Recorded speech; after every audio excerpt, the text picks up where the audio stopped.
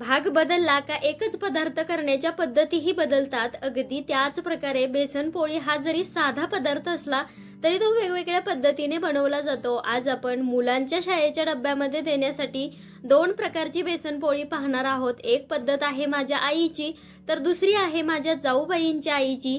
एकदा जर त्या पद्धतीने बेसन पोळी केलीत ना तर मुलं डब्बा फस्त करूनच येणार हे नक्की। चला तर लगेचच रेसिपीकडे वळूया।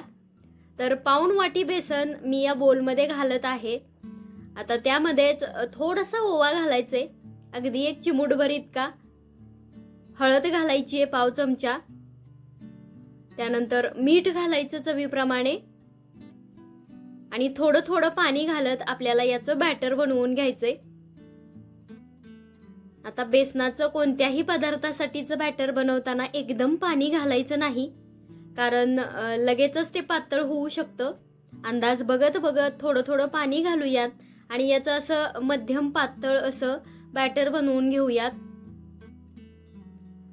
तर आम्ही ज्यावेळेस लहान होतो ना त्यावेळेस माझी आई आम्हाला डब्यामध्ये ही अशा प्रकारची बेसन पोळी करून द्यायची, अगदी साधी सिंपल, यामध्ये दुसरं काही घालायची नाही ती, आणि आम्ही ती आवडीने खायचो। अजूनही जेव्हा मी माहेरी जाते ना तेव्हा आई अशी बेसनाची पोळी खायला करून देते आम्हाला। तर बघा, बॅटर झाल्यानंतर लगेचच आपल्याला हे तव्यावर सोडायला घ्यायचे। तर इथं एक महत्त्वाची टीप, बॅटर तव्यावर घालायच्या आधी तवा एकदम कडकडीत असा गरम पाहिजे। तवा छान गरम झाला का मग त्याला थोडंसं तेल लावून घ्यायचं आणि मग अशा प्रकारे पेल्याच्या साह्याने यावरती असं गोल गोल पसरवत बॅटर घालायचे। कसं असतं, पळीमध्ये खूप थोडंसं बॅटर बसतं आणि मग दुसरं घेईपर्यंत ती पोळी आकार घेते, म्हणून सुरुवातीलाच पेल्यामध्ये बॅटर घ्यायचं, म्हणजे आपल्याला एकसंध ते बॅटर तव्यावरती सोडता येतं आणि पटकन आपली ती पोळी सोडूनही तयार होते।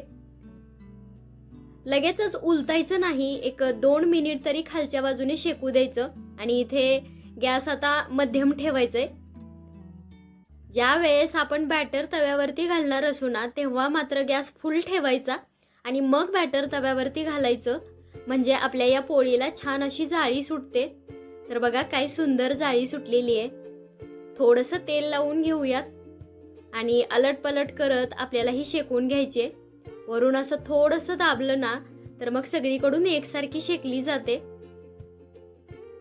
या बेसनाच्या पोळ्या शेकण्यासाठी थोडासा जास्त वेळ लागतो, म्हणजे एक पोळी शेकण्यासाठी साधारण एक 5 ते 6 मिनिटं तरी लागतात, म्हणजे ते व्यवस्थित असं शेकलं जातं आणि चवीलाही मग छान लागतं।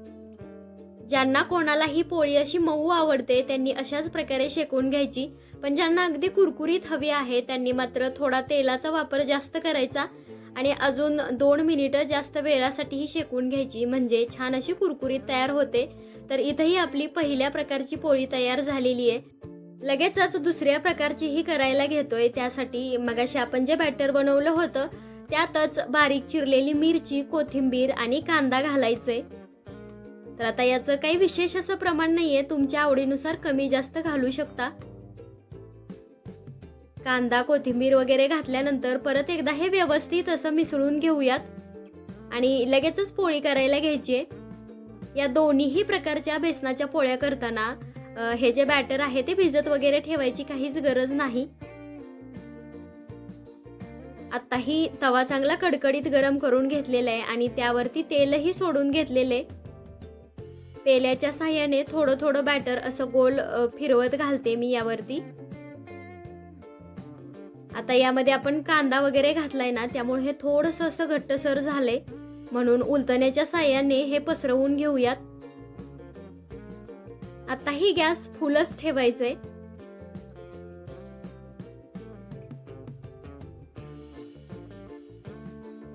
तुम्हाला जशी आवडते ना, बारीक मोठी त्या आकाराची केली तरीही चालणार आहे।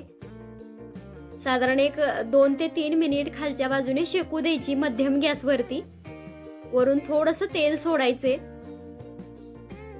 ज्या वेळेस मी या प्रकारची पोळी करताना माझ्या जावेला पाहिलं होतं तेव्हा मी तिला म्हणलं होतं, अगं तू काय करते, असा भज्यासारखा मस्त वास सुटलाय।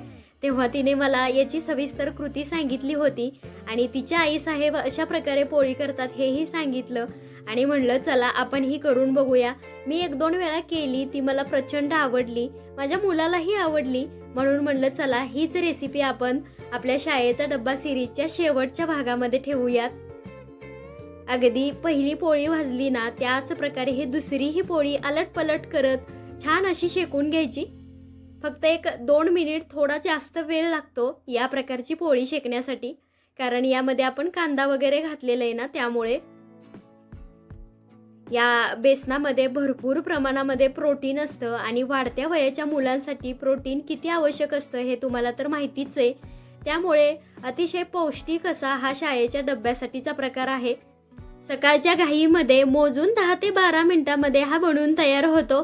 त्यामुळे तुम्हीही बनवून बघा आणि आजचा हा व्हिडिओ तुमच्या मैत्रिणींपर्यंत जास्तीत जास्त शेअर करण्याचा प्रयत्न करा, जेणेकरून त्यांनाही आपली शाळेचा डबा ही सिरीज पाहता येईल. आणि हे 10 पदार्थ जर एकदा पाहिले ना तर रोज रोज डब्यामध्ये नवीन काय द्यावं हा प्रश्न उरणारच नाही. तुम्ही या सिरीजला दिलेल्या प्रेमाबद्दल मनापासून धन्यवाद. असा सपोर्ट करत राहा आणि अजूनही चॅनलला सबस्क्राईब केलं नसेल तर करून घ्या. अशा साध्या सोप्या झटपट होणाऱ्या रेसिपीज घेऊन आपण येतच राहू. भेटूया अशाच एका नवीन व्हिडिओ सोबत. तोपर्यंत धन्यवाद.